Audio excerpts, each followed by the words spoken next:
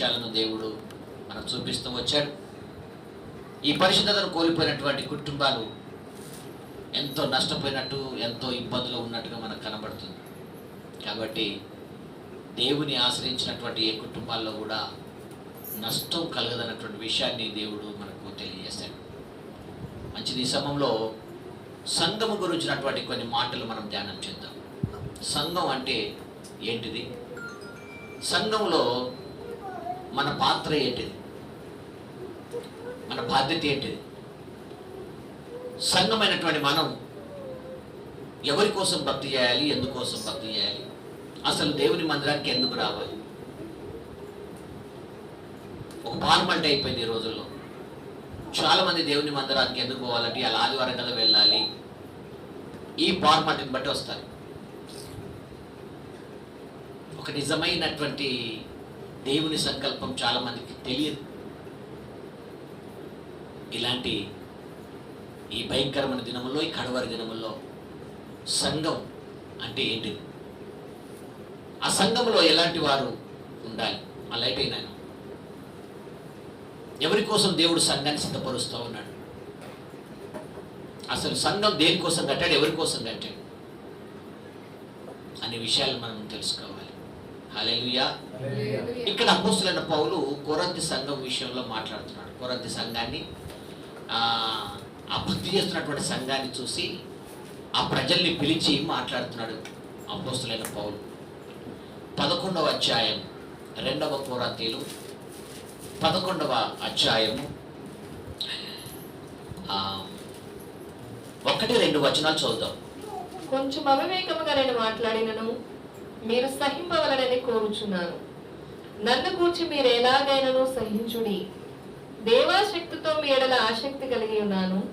ఎందుకనగా పవిత్రురాలైన కన్యకనుగా ఒక్కడే పురుషునికి అనగా క్రీస్తుకు సమర్పింపవలనని మిమ్మల్ని ప్రదానము చేసితిని గాని అని అక్కడ ఆగి కొన్ని మాటలు మనం ధ్యానం చేద్దాం. అపోస్తలుడైన పౌలు కొరింథీలో ఉన్నటువంటి ప్రజల దగ్గరకు వెళ్ళినప్పుడు వారు నానా రకాల ఆచార భక్తిలో ఉన్నారు. వారికి అర్థమయ్యే రీతిలో వారు వెళ్ళిపోతున్నారు. అలాంటి ప్రజలను దేవుని వాక్యం ఉన్నది ఉన్నట్టుగా వారి మధ్యలోకి వెళ్ళి ప్రకటించి ఉన్నది ఉన్నట్టుగా దేవుని సత్యాన్ని వారికి అర్థం చేపించి వారి మత భక్తిని, వారి ఆచార భక్తిని, వారికి ఉన్నటువంటి ప్రతి మొండి వైఖరిని, వారికి ఉన్న సకల విధములైన దుష్ట ప్రభావాన్ని తొలగించుకొని ఒక నిజమైన భక్తి చేయటానికి అపోస్తలుడైన పౌలు వారి మధ్య నిలబడి ఉన్నది ఉన్నట్టుగా క్రీస్తు పునరుద్ధానం గురించి వివరించడం జరిగింది. ఆ శిల్వ మర్మాన్ని బోధించాడు. ఆ శిల్వ ప్రత్యక్షతను తెలియజేశాడు. దేవుడు మానవుల ఎడల ఏ ప్రణాళిక కలిగి ఉన్నాడు, మనుషుల ఎడల ఏ ఉద్దేశం కలిగి ఉన్నాడు, ఆయనకున్న ఉద్దేశంలు ఎలాంటివి, అవి ఈ లోకంలో ఉన్నటువంటి ప్రతి ఒక్కరు గ్రహించాలని చెప్పి ఆ సంఘానికి ఒక ఉపదేశాన్ని నేర్పిస్తా ఉన్నాడు. ఆ సంఘంలో ఉన్న ప్రజలు మంచి భక్తి పరులే, వారికి భాషలు ఉన్నాయి, వాక్యం తెలుసు, అన్నీ తెలుసు. కానీ దైవుని యొక్క ఆలోచన అనగా క్రీస్తు యొక్క స్వారూప్య ఆలోచన, క్రీస్తు యొక్క మర్మయుక్తమైనటువంటి ప్రవచన వరముల సంబంధమైన ఆ వాక్య జ్ఞానము వారికి లేకుండా పోయింది. వారికి లేదు. అలాంటి స్థితిలో వారికి వాక్యం నేర్పించి వారిని వాక్యంలో నిలబెట్టి ఒక నిజమైన వాక్య ఉపదేశములో వారికి బాప్తిసాలు ఇచ్చి ఒక నిజమైన ఆత్మ సంబంధమైన పరిచర్యలో వారిని నిలబెట్టి ఒక మంచి మనసుతో వారిని ముందుకు నడిపించాలని ఆలోచన చేశాడు. కానీ వారి పరిస్థితులను చూస్తున్నప్పుడు, వారికి ఉన్నటువంటి కొన్ని విషయాలను పౌలు చూస్తున్నప్పుడు ఈ మాట చెప్తున్నాను అన్నమాట. కొంచెం అవివేకముగా మాట్లాడినను. కొంచెం పౌలు గురించి చూస్తే ఎక్కడ మిస్టేక్ రాదు, నాలాక నత్తోడు కాదు. కొన్ని మాటలు నాలో మిస్టేక్ జరుగుతుంటాయి, మాట్లాడుతున్నప్పుడు నత్తి మాటలు వస్తూ ఉంటాయి. కానీ ఆయన అలా కాదు, చాలా స్పష్టంగా మాట్లాడతాడు, చాలా చక్కగా చదువుతాడు, ప్రతి మాటను చాలా బ్రహ్మాండంగా చెప్తాడు ఆయన. కానీ అక్కడ ఏమంటున్నాడు, కొంచెం అవివేకముగా మాట్లాడు. కొంచెము అవివేకం అంటే బుద్ధిహీనంగా మాట్లాడినట్టేమో, అవివేకంగా నేను కొంచెం తెలివితేటలు లేనట్టుగా మీ దగ్గరకు వచ్చి మాట్లాడుతున్నానేమో, అంటే నాకు ఏం తెలియనట్టుగా మీ దగ్గరకు వచ్చి మాట్లాడుతున్నానేమో. కనుక ఇప్పుడు మీరు ఏం చేయాలి, నా గురించి కొంచెం సహించాలి, నా విషయంలో మీరు సహనం కలిగి ఉండాలి. నా తరపున చూస్తే నేను క్రీస్తు గురించి ప్రకటిస్తున్నాను, కానీ మీ వైపు నుంచి చూస్తున్నప్పుడు మీరు ఏదో కలవరం ఉన్నట్టుగా నాకు అనిపిస్తుంది అన్నట్టుగా మాట్లాడుతున్నాడు ఆయన. నేను ఏ విషయాలను అయితే ఉన్నది ఉన్నట్టుగా మీకు ప్రకటించానో, ఏ విషయాల్లో అయితే సత్యం ఉన్నది ఉన్నట్టుగా మీకు తెలియజేశానో, అది ఇప్పటి వరకు మీకు అర్థం కానట్టుగా కనబడుతుంది అన్నట్టుగా మాట్లాడుతుండే ఆయన. అవును, సత్యం అంత త్వరగా అందరికీ అర్థం కాదు. సత్యం అర్థం కావాలంటే అందరికీ అర్థం కాదు. నానా రకాల బలింతలు కలిగిన వారు ఉంటారు, నానా రకాల ఆలోచన కలిగిన వారు ఉంటారు, నానా రకాల ఆలోచనతో నింపబడిన వారు ఉంటారు, శోధింపబడిన వారు ఉంటారు, అనేక బంధకాలతో నింపబడిన వారు ఉంటారు, నానా రకాల ఏదో పోవాలి కదా, వెళ్ళాలి, టైం ఎప్పుడైతే అప్పుడు వాడిపోవాలన్న ఆ రకాలు కలిగిన వారు ఉంటారు. కానీ నా ప్రభు కొరకు నేను బ్రతకాలి, నా ప్రభు కొరకే నా జీవితం అని అంకితం చేసుకునేవారు కొద్దిమంది. ఈ తాత్పర్యం కలిగినటువంటి ప్రజల మధ్యలో అపోస్తలుడైన పౌలు ఈ మాట చెప్తున్నాను అనమాట. అందుకే నన్ను గురించి సహించాలి. మీరు ఎలాగునైనా నా గురించి కొంచెం మీకు భారంగా ఉన్నా, మీకు ప్రయాసం అనిపించినా, బాధ అనిపించినా, నా గురించి మీకు ఏదన్నా బాధగా ఉన్నా సరే మీరు కొంచెం సహించాలి. అంటే నన్ను భరించాలి, నన్ను మొయ్యాలని అర్థం. హల్లెలూయా.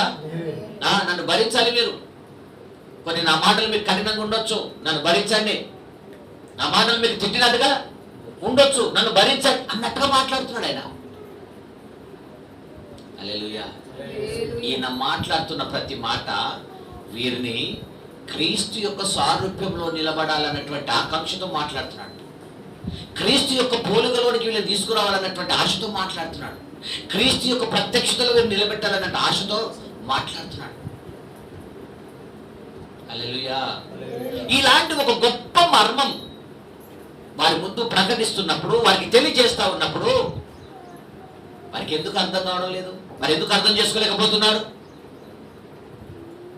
అని మనం గమనిస్తే ఆ మర్మాన్ని ఇక్కడ చెప్తున్నాడు అనమాట. ఏమంటున్నాడంటే, దేవాసక్తితో మీ ఎడల ఆసక్తి కలిగి ఉన్నాను.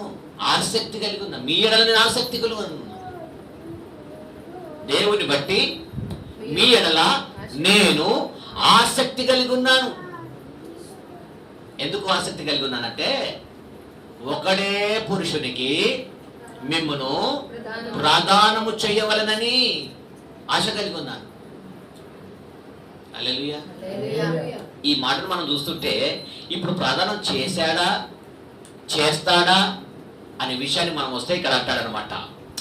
ఏమంటున్నాడంటే, ఎందుకనగా పవిత్రురాలైన కన్యకనుగా ఒకడే పురుషునికి అనగా క్రీస్తుకు సమర్పింపవలనని మిమ్మును ప్రదానం చేశాను. హల్లెలూయా. ప్రదానం చేసి తిని అంటున్నాడు అక్కడ. ప్రదానం చేసేసాడు, ప్రధానమైంది కన్యకగా ఉండాలని చెప్తున్నాడు. అంటే ఇక్కడ ఒక 2 సందర్భాలు చెప్తున్నాడు. ఒకడే పురుషునికి అని రాయబడింది. అంటే వీరి వాతావరణం 2 పురుషులకు బానిసలు. ఇక్కడ ఉన్న వాతావరణం ఏంటి? 2 పురుషులు. అంటే ఒకడు సాతాను, ఒకడు దేవుడు. ఒక వ్యక్తి దేవుడు, ఒక వ్యక్తి సాతాన్. ఆ సాతాన్ అనే 2 పురుషులకు ప్రజలు బానిసలుగా ఉన్నారు. అంటే ఈ సాతాను యొక్క అనేక ఆలోచన చేత ప్రజలు డైవర్ట్ అయిపోతున్నారు. ఇటు దైవ చిత్తం సరిగ్గా చేయలేకపోతున్నారు, అక్కడ సాతాను మనసును కూడా సరిగ్గా నెరవేర్చలేకపోతున్నారు. అటు సగం ఇటు సగం. ఈ రోజున క్రైస్తవ సంఘాల్లో ఉన్న దేవుని ప్రజలు ఎలాగున్నారంటే సగం సగం. ఇది ఎవరు ముట్టుకోరు పాస్టర్లు, కానీ పౌలయ్య ముట్టుకుంటున్నాడు. వ్యాపారస్తుడా, నీ వ్యాపారం ఇంకా బాగా విస్తరించండి. పెద్ద పెద్ద అయ్యగారు ఇట్లా చేతులు పెట్టి ప్రార్థన, అయ్యా నీ వ్యాపారం విస్తరించని. నీ విస్తరిస్తే నేను పెద్ద గుడి కట్టుకుంటా కదా. నీ వ్యాపారం బాగా విస్తరిస్తే ఒక పెద్ద జనరేటర్ వస్తుంది, ఒక పెద్ద మందిరం కట్టుకుంటా, పెద్ద ప్రెస్టేజ్ కూడా నాకు పెరుగుతుంది అని ఇలాంటి ప్రార్థనలు ముందుకెళ్తున్నాయి. దీనికి నేను విరోధిని కాను. పెరుగు. నీ వ్యాపారం ఎంత పెరుగుతుందో నీ దేవుళ్ళు కూడా అంత పెరుగు. నీ ఆత్మలో ఎంత పెరుగుతావో నీ వ్యాపారంలో అంత పెరుగు. నీ ఉద్యోగంలో అంత పెరుగు. ఎప్పుడు ఉద్యోగమో ఆదివారం కూడా ఉద్యోగమే సార్, నేను రాలేను.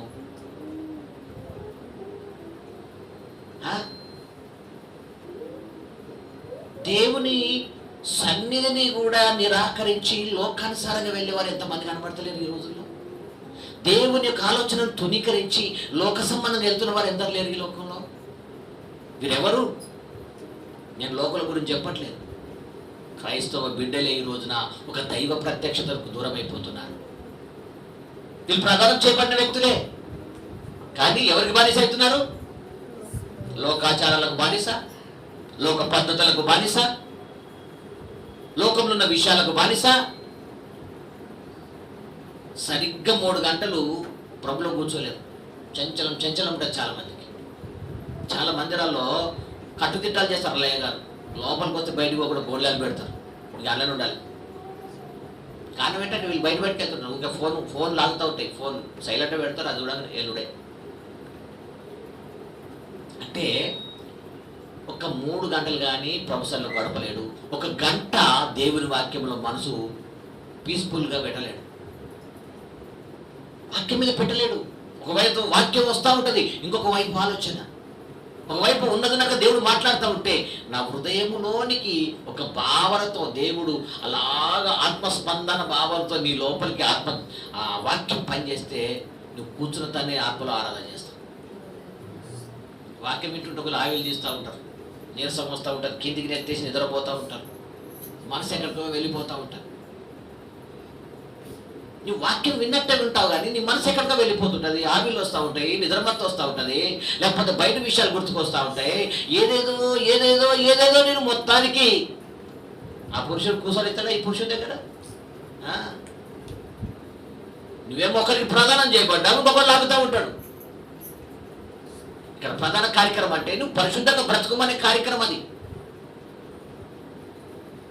నీ జీవితాన్ని ప్రభుకు అంకితం చేయమని కార్యక్రమం. అది నువ్వు ఈ లోకాన్ని విడిచి, పాపాన్ని విడిచి, చిత్తవృత్తిని నూతనపరచబడి నవీన పురుషుడైన క్రీస్తును ధరించుకోవాలనేటువంటి కార్యక్రమం జరిగింది నేను అందులో. ఆ నవీన పురుషుడే క్రీస్తు. ఆ వ్యక్తిత్వంలోకి రావాలనే కదా పౌలు ఎంత ప్రయాసపడ్డాడు ఆ మధ్యలో. అలాంటి ఒక తాత్పర్యంతోనే దేవుడు నీకు వాక్యాన్ని అందిస్తూ ఉన్నాడు సేవకుల ద్వారా. ఈ రోజున ఒక గొప్ప ఆలోచన కలిగి ఉన్నాడు దేవుడు నీ ఎడల. సంఘం అంటే ఆశ్రమశ కాదు. సంఘం అంటే యుద్ధ రంగంలో నిలబడినటువంటిది. సంఘం అంటే లోకాన్ని జయించేది. సంఘం అంటే పాపానికి విరుద్ధంగా పోరాటం చేసేది. సంఘం అంటే ఆశలకు విరుద్ధంగా నిలబడేది. అందుకని పౌలు కొన్నిసార్లు అంటాడు, నేను గాలికి ఇటు అటు కొట్టుకొని పోయేటోని గాను. గాలి వస్తుంది, ఇది పిలిస్తే ఇటు పెడతా, అది పిలిస్తే అది పెట్టి పారిపోయేటోని కాదు నేను. గాలి కొట్టుకుపోయేటోని కాదు నేను. ఏ ఆశ అంటే ఆశకు లోబెట్టని కాదు నేను. ఆశలు సంపుకొని వచ్చిన నా తండ్రి యొద్దకు అంటాడు.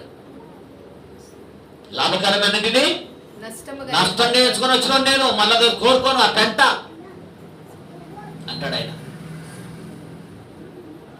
ఈ తాత్పర్యంలో నువ్వు గెలిస్తే, ఈ తాత్పర్యంలో నువ్వు నిలబడగలిగితే, ఈ ఉద్దేశంలో నువ్వు సాగగలిగితే, ఈ ఉద్దేశంలో నువ్వు నిలబడగలిగితే క్రీస్తుకు ప్రాధాన్యం చేయబడ్డాడు నువ్వు.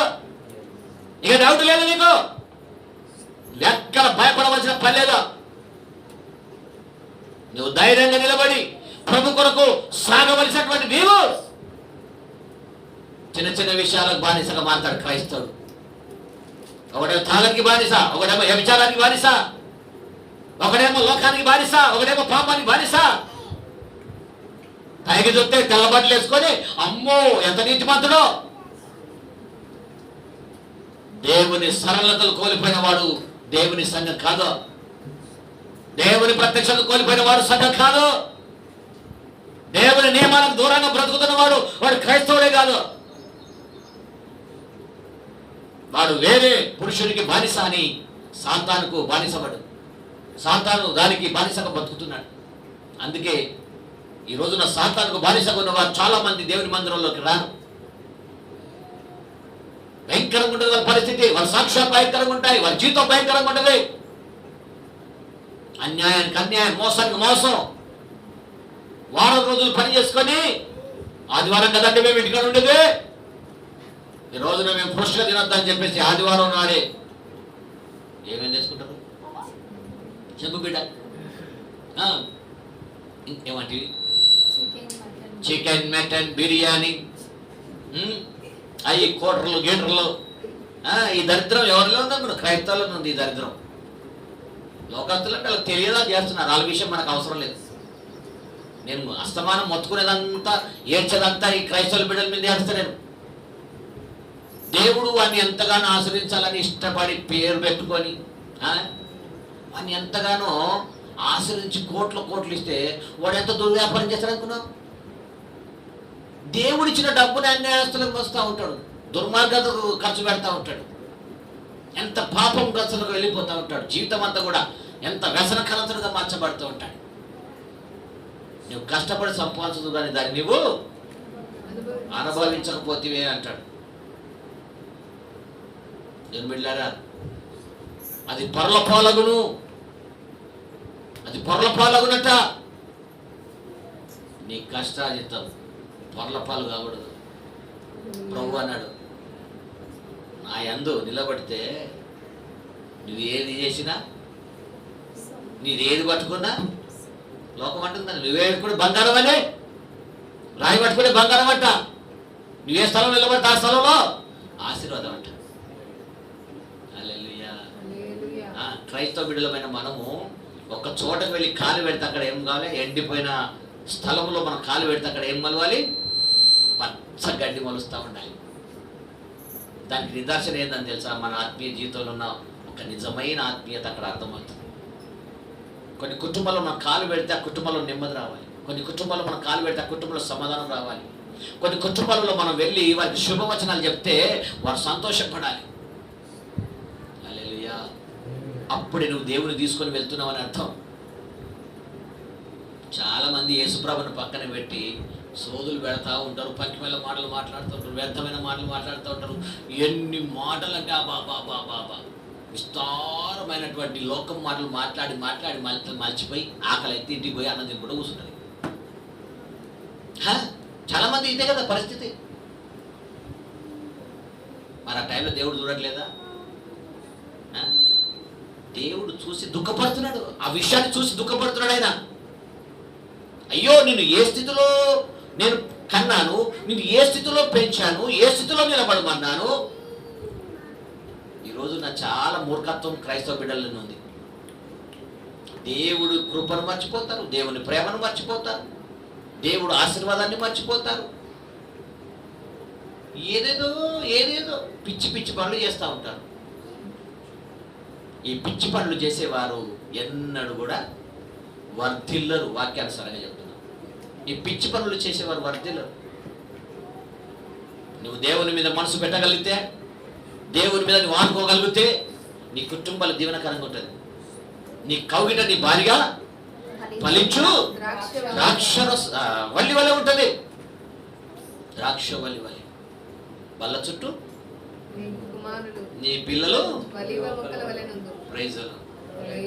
అంత మొక్కలంటే మొక్కలు కాదు కానీ అలాంటి ఒక నిదానం పెరుగుతున్న స్థాయిని చూపిస్తున్నాడు. అటు చూసే స్థాయి కాదు, అవి చక్కగా పెరుగుతాయి పర్వతాల మీద, ఆకాశం అంటున్నంత పెరుగుతాయి. అంటే వారి పిల్లల కుటుంబాలు అలాగా వర్ధిల్లబడతాయట. ఈ రోజున మన పిల్లల కుటుంబాలు వర్ధిల్లబడాలంటే మనం వర్ధిల్లబడాలంటే మనం ఎక్కడున్నామో తెలుసుకోవాలి. మనం ఎక్కడున్నాం? కష్టపడవలసిన పని లేదండి, బాధతో పని చేయవలసిన పని లేదండి, కృంగిపోయి బాధల్లో వెళ్ళొద్దు అవసరం లేదండి. అసలు నాకు పని లేదు, నాకు పని దొరకట్లేదు, పని దొరికితే సరైన డబ్బు రావడం లేదు, ఇప్పుడు నేను ఎంత భయంకరమైన స్థితిలో ఉన్నా, నా పరిస్థితి చూస్తే ఎవరికి చెప్పుకోలేక సిగ్గుపడుతున్నా, నేను ఎంత భయంకరంగా కుమిలిపోతున్నా, నా బాధ ఎవరికి అర్థం కాదు. అర్థం చేసుకుంటే ఒక వ్యక్తి ఉన్నాడు నీ ఎడల. ఈ లోకం మనుషులకు ఎవరికి అర్థం కాదు నీ బాధ.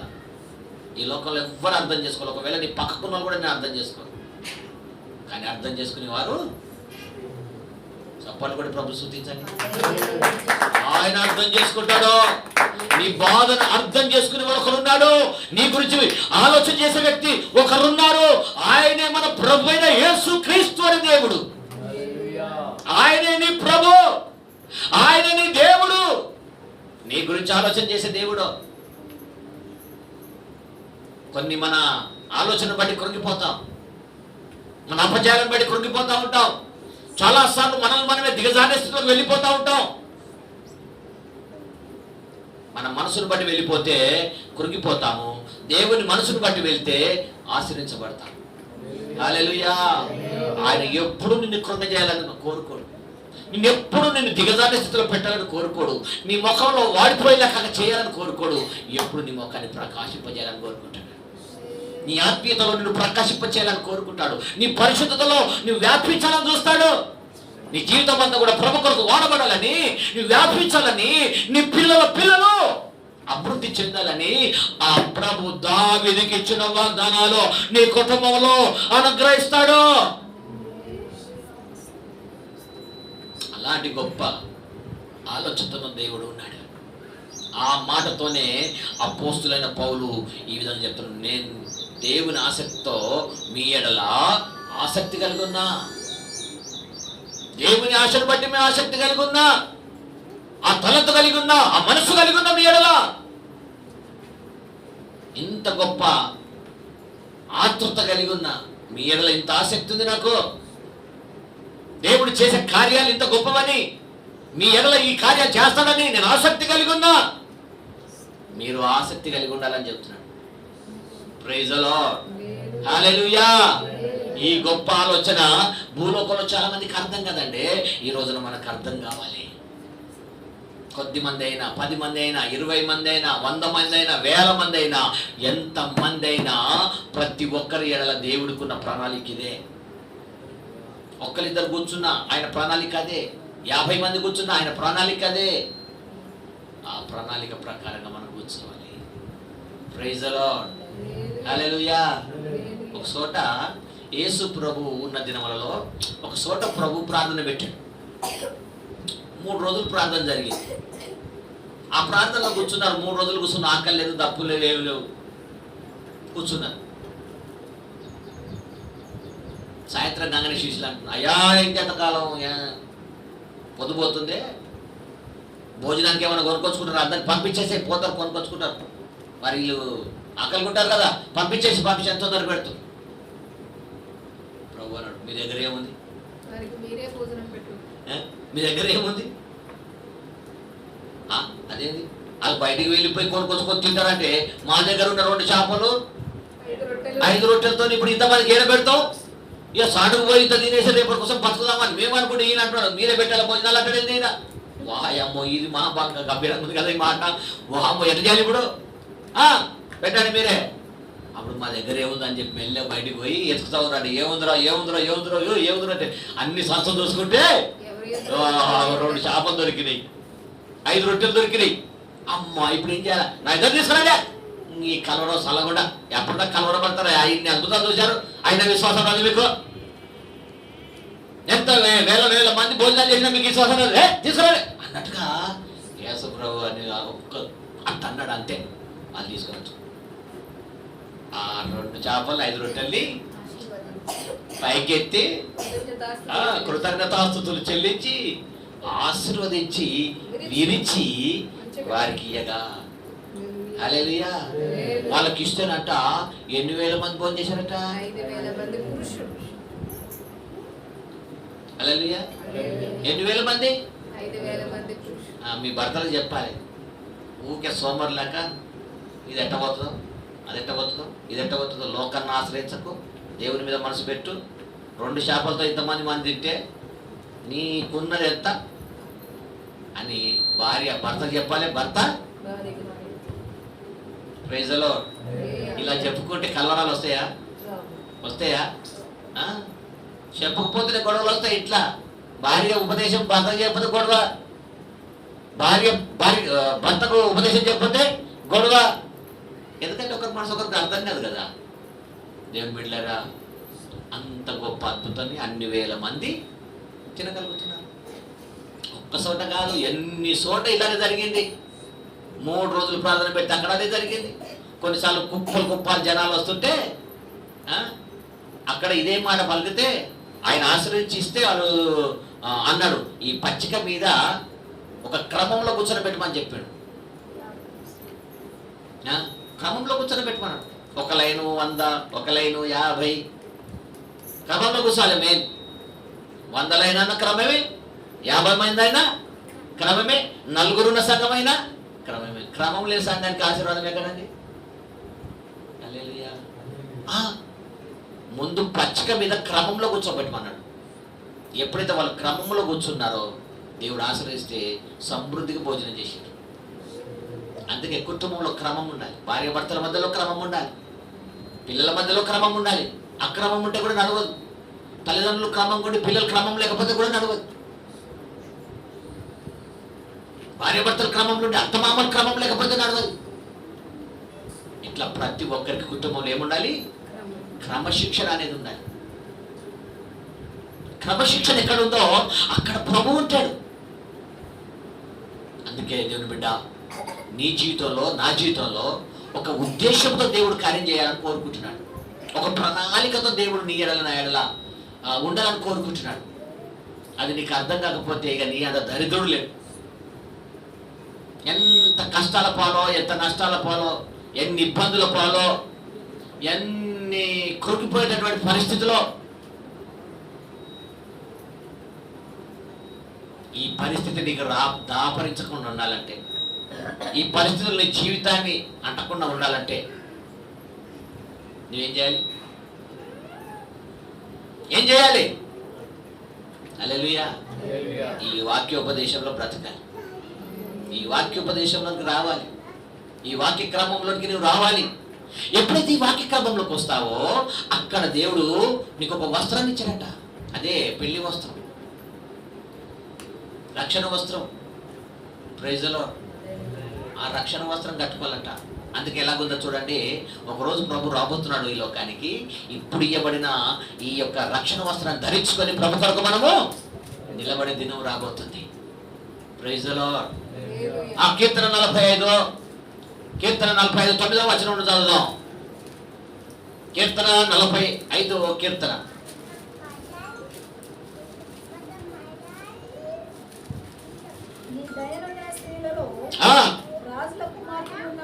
నీవు దయనొందిన స్త్రీలలో రాజుల కుమార్తెలు ఉన్నారు. రాణి ఓఫీరు అపరంజితో అలంకరించుకొని నీ కుడి పార్శ్వమున నిలుచున్న కుమారి ఆలోచన చేయి. ఇప్పుడు వచ్చిన సమయం. ఆలోచన చేయి కుమారి. ఆలకించి చెవి ఒగ్గు. నీ స్వజనమును నీ తండ్రి ఇంటిని మరు. ఎవరు మరవాలి? నీ స్వజనం ఎవరు? లోకస్తులు. నీ సొంత ఇంటి వారు ఎవరు? ఆచారస్తులు. ఇవన్నీ మర్చిపో. నీ ఆచారాన్ని బంద్ చేయి, నీకున్న ఫార్మాలిటీ బంద్ చేయి, నీకున్నటువంటి ఈ సకల దుర్నీతిని తీసేయి. నువ్వు ఎప్పుడైతే నీ పక్కన నిలబడ్డాడు చూసారా, ఆయన మీద మనసు పెట్టు. Praise the Lord.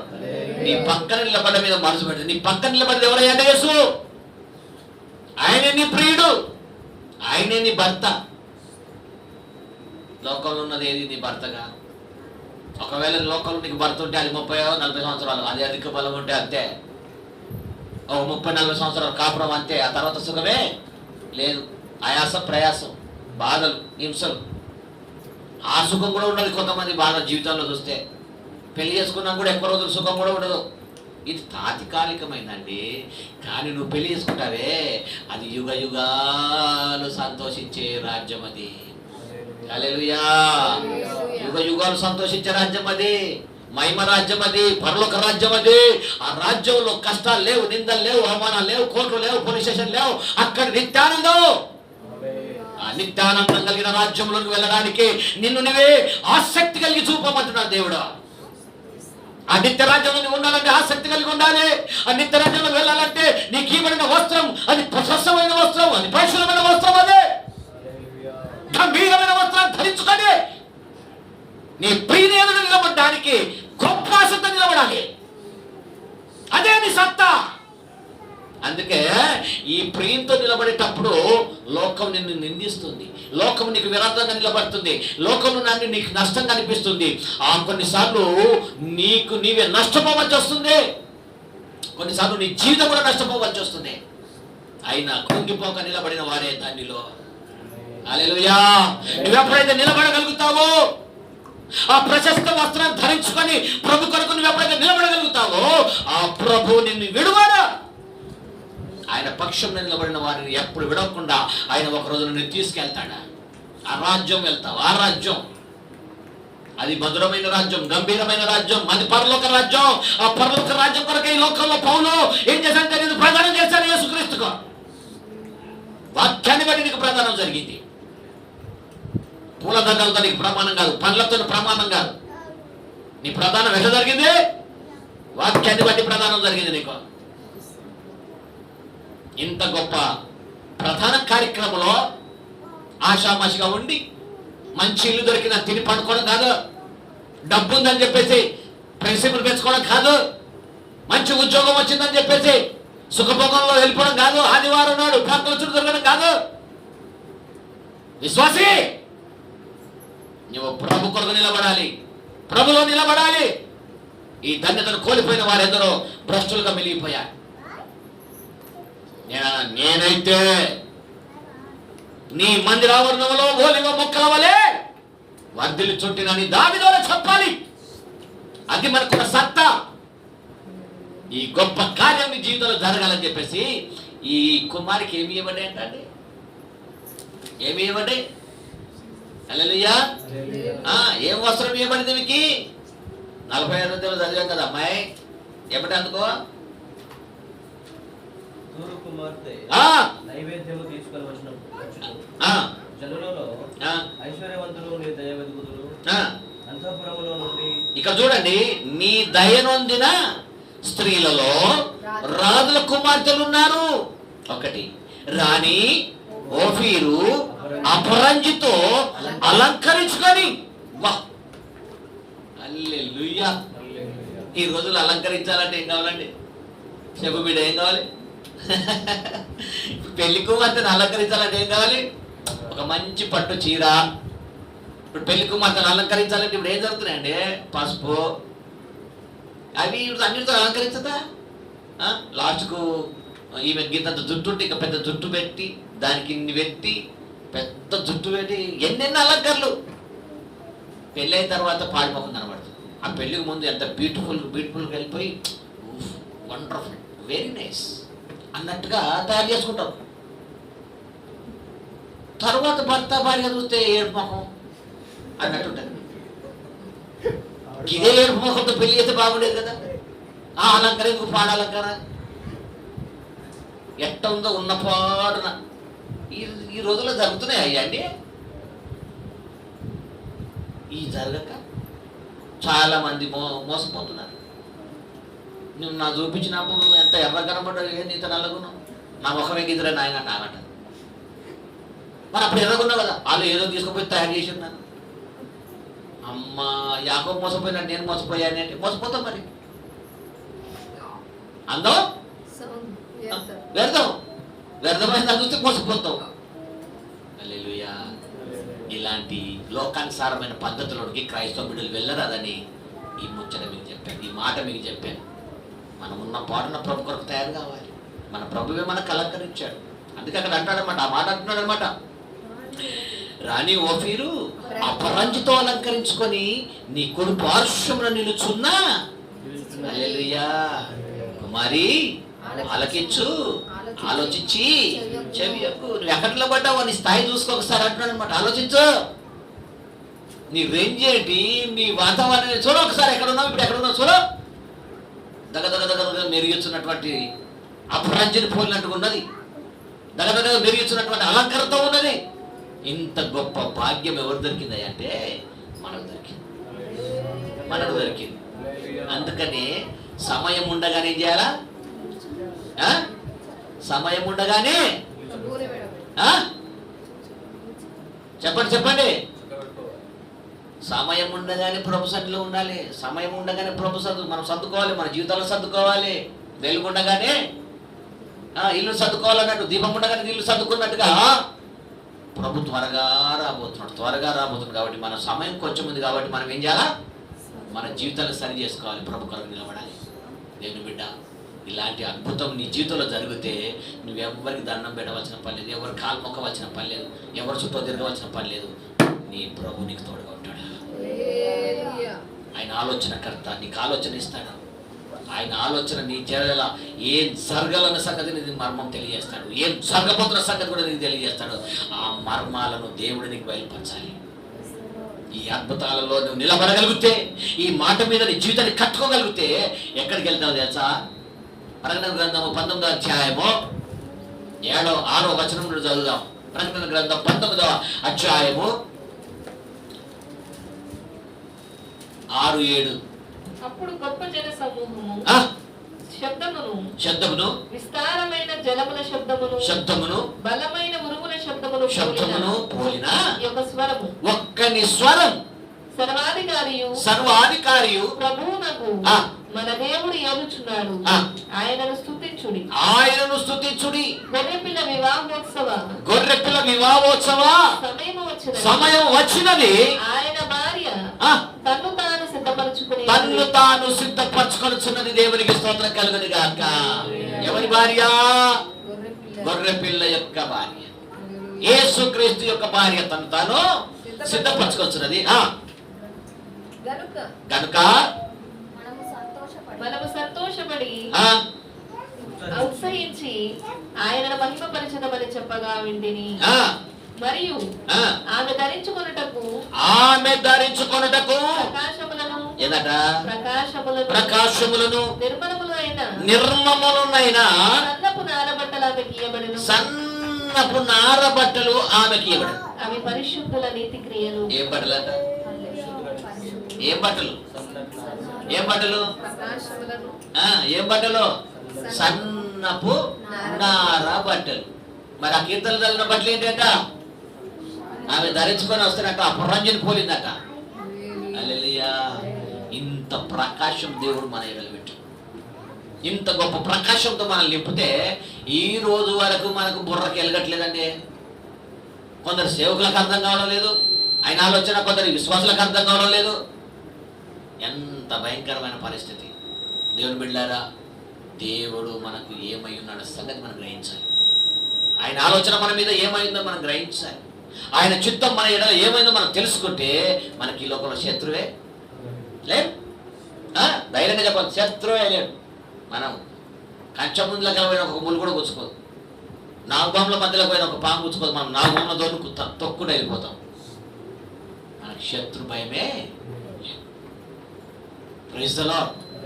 ఈ ధైర్యం మనం కలిగి ఉండాలి. ఈ ధైర్యంతో మనం ముందుకెళ్తే ఈ లోకంలో నష్టం ఉండొచ్చు, కష్టం ఉండొచ్చు, దుఃఖం ఉండొచ్చు, అప్పులు ఉండొచ్చు, బాధలు ఉండొచ్చు. ఇవన్నీ కేవలం ఎప్పటి వరకు నీ శరీరంతో భూమి మీద ఉన్నంతకాలం మీ శరీరానికి ఎప్పుడు పడతాయి కానీ ఆత్మకు ఎప్పుడో ఇట గుట్టుకుమాట ఓలాడుతారు మనల్ని. ఇక్కడ కళ్ళు మూస్తే అక్కడ కళ్ళు తెరిస్తే బా ఎంత గొప్ప రాజ్యానికి వెళ్ళిపోతామో. అందుకని వాక్యం అంటది, పోయినోళ్ళు ధనులు ఉన్నోళ్ళకి అంటే అంటాడు. పోయిన వారందరూ ధనులు, ఉన్నోళ్ళంతా దరిద్రులు అంట. ఇప్పుడు మనం దరిద్ర పరిస్థితులు అన్ని కష్టాలే. ఇలాంటి పరిస్థితులు దేవుని బిడ్డలారా, మనకు ఒక వస్త్రం ఇవ్వబడింది. మనకు కనబడే వస్త్రం ఏంటంటే రక్షణ వస్త్రం. ఆ రక్షణ వస్త్రం యేసయ్య లోకానికి వస్తున్నప్పుడు ఆ రంజిని పోలినటువంటి వస్త్రం ధరించుకున్నాం. మైమార్పుతో నిలబడుతున్నాం. ఆయన యొక్క కుడి పార్శ్వంలో మనం నిలబడి ఉండడానికి ఆ యోగ్యత, ఆ సమర్పణ ఈ అంత్య దినాల ప్రభు మనకు దయచేయుగాక. హల్లెలూయా. ఈ కార్యాలు మన జీవితంలో అనుదినము స్ఫటికం వలె అనుభవించుకోవడానికి ఆ దేవుని యొక్క అద్భుతమైన కార్యాలు మన జీవితంలో జరగాలి. మనకి ఎవరైనా రక్షణ కోల్పోకుండా ఆ రక్షణ కాపాడుకొని దేవుని విషయంలో నిలబడి ఒక రోజున మనం ప్రభు రాజ్యంకి ఎత్తబడే గుంపులో వెళ్ళడానికి మనం ప్రార్థన చేద్దాం. మోకరించండి. ప్రభువా, మమ్మల్ని దర్శించండి. ఎన్నో మార్లు కృంగిపోయినటువంటి స్థితులకు వెళ్తున్నాం. అనేక విషయాల్లో కృంగిపోతూ ఉంటాం. వీరు సరైన వారు కాదు, వారు సరైన వారు కాదు, వారు మంచివారు కాదు, వీరు మంచివారు కాదు, నేను ఒక్కడిని నీతిమంతుని అన్నట్టుగా ఫీల్ అవుతూ ఉంటాం. కానీ కొన్నిసార్లు మన జీవితంలో కొన్ని పరిస్థితులను చూస్తున్నప్పుడు అలా అనిపిస్తుంది. కొన్నిసార్లు మనమే కరెక్ట్గా ఉన్నాము అనిపిస్తుంది. అది ఉండవచ్చు, కానీ ఇంకా నువ్వు ఎలా పవిత్రంగా ఉండాలో ప్రభు వాక్యం చెప్తుంది. ఈ లోకానికి వేరే నువ్వు ఎలా బ్రతకాలో వాక్యం నేర్పిస్తుంది. నువ్వు ఒక్కడే పురుషుడికి ప్రదానం చేయబడ్డావు అంటే వేరే పురుషుడు ఉన్నాడని అర్థం. ఇద్దరు పురుషులకు బానిసగా ఉండొద్దు అంటున్నాడు. ఇద్దరు పురుషులు అంటే ఒకడు లోక పురుషుడు, ఒకడు ఆత్మ పురుషుడు. నువ్వు ఆత్మ పురుషుడికి ప్రదానం చేయబడినట్లయితే ఆత్మ విషయముల మీద మనసు పెట్టు. భూ సంబంధమైన దాని మీద మనసు పెట్టకు, పర సంబంధమైన దాని మీద మనసు పెట్టని మాట మాట్లాడుతున్నాడు. ఈ రోజున నీ మనసు ఎక్కడ? చాలాసార్లు భూ సంబంధమైన దాని మీద మనసు పెట్టి దేవుని చిత్తాన్ని ఎగరగొడుతున్నావు, దేవుని మందిరాన్ని ఎగ్గొడతావు, ప్రార్థనను ఎగ్గొడతావు, అన్నింటినీ ఎగ్గొడతావు. ఏదో తుత్తు మంత్రం అన్నట్టుగా ఏదో చిన్న చిన్న ప్రార్థన చేసుకొని వెళ్ళిపోతున్నావు. నువ్వు గంటల తరబడి ప్రార్థన చేయవలసిన మన జీవితాలు, అన్య భాషలతో ప్రభుని మయపరచవలసినటువంటిది మన జీవితాలు, ఆయన కొరకు నిలబడవలసినటువంటి మన జీవితాలు ఈ రోజున ఎంత చల్లారినావు నీకు అర్థం కాదు. వాక్యం వింటావు బాగానే శ్రద్ధగా, కానీ నీకు అర్థం కాదు.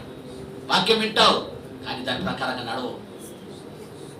దాని అర్థం ఏంటంటే వేరే పురుషుడిని లాగుతున్నాడు, ఎక్కడికో ధనం వైపు లాగుతున్నాడా, లోకం వైపు లాగుతున్నాడా, ఏ విషయాల వైపు లాగుతున్నాడు నీకు అర్థం కాకుండా లాగేస్తున్నాడు. అందుకే ఈ రోజున ప్రభువా, నీకు నేను కేవలం ప్రార్థన చేయబడ్డాను. నా తలంపులో మార్పు రావాలి, నా ఆలోచనలో మార్పు రావాలి, నా జీవితంలో మార్పు రావాలి. ఇలాంటి మార్పు కొరకు నేను బ్రతకడానికి నన్ను అభిషేకించాయని ఈ రోజు నువ్వు సమర్పణ చేసుకుంటావా? ఈ ఉద్దేశంతోనే పౌలయ్య గారు కొరింథీ సంఘాన్ని బోధిస్తున్నాడు. ఈ రోజున నీ స్థితి ఏంటి? నీ ఆలోచన ఏంటి? ప్రభువా, నన్ను జ్ఞాపకం చేసుకొని అడగలవా? నిన్ను నువ్వే ప్రభుకు అప్పగించుకోగలవా? యవనస్తుడా, నీ సెల్ ఫోన్ నేను పాడు చేస్తుంది. లాగా ఒకసారి సెల్ ఫోన్లో లాగిపోతున్నావు, దాంట్లోనే పాడైపోతున్నావు. ఈరోజున చాలా మంది యవనస్తులు సెల్ ఫోన్లకి బానిసలుగా మారారు. చాలా వ్యతిరేకమైన దాన్ని చూసుకుంటూ వెళ్ళిపోతున్నారు. ఆదివారం వస్తే ప్రభు బిడ్డలకు కనబడుతున్నావు. అది నీ సమయాన్ని ఎంత దీంతో నీకు అర్థం కావడం లేదు. నీ బ్రతుకుని ఎంత నాశనం చేస్తుందో నీకు అర్థం కాదు. ఈ రోజున అనేకులు కూడా వాక్యాన్ని చదవక, వాక్యంలో ఉన్న పరమార్థాన్ని తెలుసుకొనక, లోకం నుండి వేరే ప్రభు కొరకు బ్రతకాలని ఆశ రాక ఎందరో కష్టాల పాలైపోతున్నారు, ఎందరో శ్రమల పాలైపోతున్నారు. అనేక కుటుంబాలు పతనమైపోతున్నాయి. అనేక భార్యాభర్తల మధ్యలో రకరకాల సమస్యలు ఎదురవుతున్నాయి. ఈ రోజున దేవుని బిడ్డ, నువ్వు ప్రభు కొరకు నిలబడు, ప్రభు నీ పక్షం నిలబడతాడు. నువ్వు ప్రభు మీద మనసు పెట్టుకో, ప్రభు నీకు తోడుగా ఉంటాడు. నువ్వు వాక్యం ధ్యానించు, వాక్యం చదువు, గంటల తరబడి సమయాన్ని వ్యర్థం చేయి. ఈ అద్భుతం నీలో జరగాలని ప్రభు కోరుకుంటాడు. నువ్వు ప్రభుకు ప్రదానం చేయబడ్డావని, నువ్వు రక్షణ పొందిన వ్యక్తివని, నిన్ను నీవే భద్రం చేసుకోవడానికి ప్రయాసపడితే ఒక రోజు నా పరలోక రాజ్యం చేస్తావని నిన్ను నీవే ప్రభుకు అప్పగించుకో. చెప్పబడిన వాక్యాన్ని బట్టి ఒకరు ప్రార్థన చేయండి.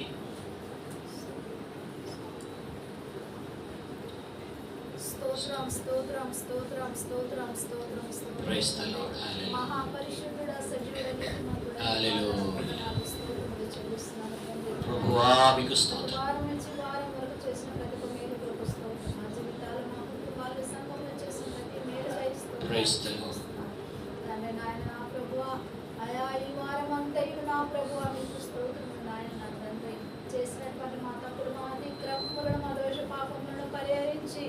వాక్యందరూ శుద్ధీకరింపబడిన అయా దినదిన మీ పోలికలోనికి నీ స్వారిపోవడానికి మార్చబడడానికి నీ కృప మాకు దయచేయండి. నేను ఆరాధన మీరు ఉన్నారు, పాటల మహిమ పొంది ఉన్నారు. మాకు పరిసరం మీరు అవసరం ఎత్తిపడి నా మాకు దేలకు కావాల్సిన మాకు మీరు అనుగ్రహించినందుకు స్తోత్రం. దేవానికి స్తోత్రం. ఆయన విన్న వాక్యం విడిచిపెట్టకుండా నా మా హృదయంలో భద్రం చేసుకుని దాని ప్రకారం బ్రతుకుట మాకు లేఖను సెలవిస్తున్న ప్రతి మాటలు తండ్రి మా హృదయంలో ఆయన ధ్యానించుటకు తలపోయేటకు నా ప్రభువ నీ కృప మాకు దయచేయమని ప్రార్థిస్తున్నాను. తండ్రి మీకు స్తోత్రం. నాయన అయా నా ప్రభు గౌరవ కుమారులను మా ముందుంచి నాయన కీర్తన గ్రంథం మాట్లాడినాను. అయా నీకే స్తోత్రుడు నాయన. నా దేవుడు మనకు ఆశ్రయమును దుర్గమునై ఉన్నాడు అంటున్నాడు తండ్రి. ఆపత్తి కాలంలో నమ్మదగిన సహాయుడై ఉంటున్నాడు అంటున్నాడు తండ్రి. మీకు స్తోత్రాలు. అవును ప్రభా, మా ఆశ్రయం మా దుర్గము ఆడకుండా మీరు కనుక మీ వైపు చూస్తున్న ముఖములు ఎన్నడూ సిగ్గుపడమని చెప్పే ఉత్తరం మీకు స్తోత్రం. దేవా ఈ సమయం ముందు నా ప్రభువా మీకే వందనాలు యేసయ్యా. అయా ఇంతవరకు నా ప్రభువా నీ పరిశుద్ధ గ్రంథములో నుండి నా ప్రభు నీకు స్తోత్రం నాయన. అయా మీ పెళ్లి కుమార్తెలాగా తయారు కావును పౌలు కొరింథీ సంఘం హెచ్చరించినట్టుగా ఈ దినమున నా ప్రభు నీ వాక్యత మమ్మల్ని హెచ్చరించి మమ్మల్ని బలపరిచినందుకు స్తోత్రాలు. మాకు ఇచ్చినటువంటి పవిత్రమైన వస్త్రమును అయానత నీతి వస్త్రము రక్షణ వస్త్రమును అయానత దాన్ని కాపాడుకొని భద్రము చేసుకొని ప్రభు మీరు అక్కడ కొరకు మీ రాజ్యాన్ని తెరించి చుట్టుకుని మేము ఎవరికి ప్రదానం చేయబడ్డాము, మేము మామై ఉన్నాము, మీరు మాకు తెలియజేసినారు. మా ప్రభువు నీకు స్తోత్రాలు నాయన. తండ్రి అల్పలమైన మమ్మల్ని ఎన్నికలేదు మమ్మలను ప్రభా మీరు ప్రదానం చేసుకున్నారన్న సంగతిని మీరు మాకు తెలియజేశారు. లోకంలో నా ప్రభా అయాన తండ్రి నాయన లోకంలో ఉన్న వాటిని అంతా మేము అయానత ఆశించక వాటి వైపు చూడక ప్రభా నీ వైపు చూస్తూ నీకు సాక్షిగా బ్రతుకుట మాకు నేర్పించండి నాయన. కుమారి ఆలకించు ఆలోచించి చెవియోగమంటున్నావు ప్రభువా మీకు స్తోత్రాలు నాయన. ఆలోచించే మనసు చెవియోగ్య మనస్సు నా ప్రభువా మీ కృప దయచేయండి నా దేవా. దినదినము నా ప్రభా అయా నా తండ్రి మీకు స్తోత్రాలు నాయన. నా ప్రభువా అయా మా రక్షణ వస్త్రం కాపాడుకోవడానికి నీ కృప మాకు దయచేయండి. ఎప్పుడో ఏ సమయం అక్కడ తెలియదు తండ్రి మీకు వందనాలు. దేవా పరిశుద్ధతలో నిలబెట్టండి, ప్రత్యేకతలో నిలబెట్టండి, విశ్వాసమందు స్థిరపరించండి మాత్రమే మీకు వందనాలు. అయా లోకము లోక సాంప్రదాయం లోక పద్ధతులన్నీ నా ప్రభ గతించిపోవు కానీ నీ మాటలు గతించవు కనుక మమ్మల్ని మీకు సమర్పించుకుంటూ మీకు సాక్షి నిలబెట్టాలి. కూడి వచ్చిన మమ్మల్ని అందరినీ మీ బాధలకు సమర్పించి సమస్త ఘనత మహిమ ప్రభావాలు మీరు పొందాలి. నజరేయుడైన యేసు క్రీస్తు నామమున ప్రార్థించి అడిగి వేడుకుంటున్నాను. ఆమేన్. సకల ఆశీర్వాదముల కారణభూతుడా పరమ తండ్రి పరిశుద్ధుడా నీ ఘనమైన శ్రేష్టమైన నామమును బట్టి మీకు వందనాలు. ఈ మధ్యాహ్న కాల సమయంలో పునరుద్ధరణ ఆరాధన అంతట్లో కూడా సంఘమును ఉద్దేశించి దేవా మీరు మాట్లాడిన ప్రతి మాట కొరకై స్తోత్రం. ఆనాడు కొరంథీ సంఘాన్ని ఉద్దేశించి అపోస్తులైనటువంటి దైవజనులు మాట్లాడిన ప్రతి మాట కొరకై వందనాలు. కొందరినైనా విడిపించి నీ రాజ్యం కొరకు నిలబెట్టడానికి పెళ్లి కుమార్తెగా తయారు చేయడానికి ప్రయాసపడుతున్నానని నన్ను ఓర్చుకోండి మీ ఎడల నేను ఆసక్తి కలిగి ఉన్నానని మాట్లాడుతున్నాను. ప్రభా మా జీవితాల్లో నీ ప్రేమ ఎంత గొప్పదో, నీ ఆలోచన ఎంత గొప్పదో మేము గ్రహించినట్లుగా మా హృదయాలను తెరువమని ప్రార్థిస్తున్నాను. మీ వైపు మేము తిరగడానికి కృప చూపండి. మా మనస్సు మా ఆలోచనలన్నీ కూడా మీ పాదాల మీద పెట్టి మా జీవితాలను మీ వైపు తిప్పి నూతన బలం నూతన శక్తి పొందుకొని నూతన ఆధారంతో ఆయన ధైర్యం తెచ్చుకొని ముందుకు వెళ్ళడానికి కృప దయచి ప్రభువానికి వందనాలయ్యా. నిన్ను ఆశ్రయించిన వారికి ఏ ఆపద లేదు, నీ మీద ఆనుకున్న వారికి ఏ కొదువ లేదన్నావు. అలాంటి ఒక మనస్తత్వం కలిగి మేము బ్రతకడానికి కృప చూపండి. దేవానికి స్తోత్రం. మా జీవితాల్లో కృప చూపండి, కార్యాలు జరిగించండి. ప్రతి కుటుంబాన్ని మీరు దర్శించండి, ప్రతి కుటుంబం చుట్టూ నీ కాపుదలు దంచండి. ఇచ్చిన సంఘంలో నీ అద్భుత కార్యం జరిగించండి, ప్రజల మధ్యలో నువ్వు ఉండండి. దేవానికి స్తోత్రం. ఈ లైవ్ వింటున్న బిడ్డలందరినీ కూడా దర్శించండి. ప్రతి వారిని కూడా ప్రభా నీ కాపుదలకు అప్పగిస్తా ఉన్నాను. నువ్వు ప్రభుగా రక్షకుడుగా ఉండి నీ రాకడలో ప్రతి ఒక్కరిని జ్ఞాపకం చేసుకో.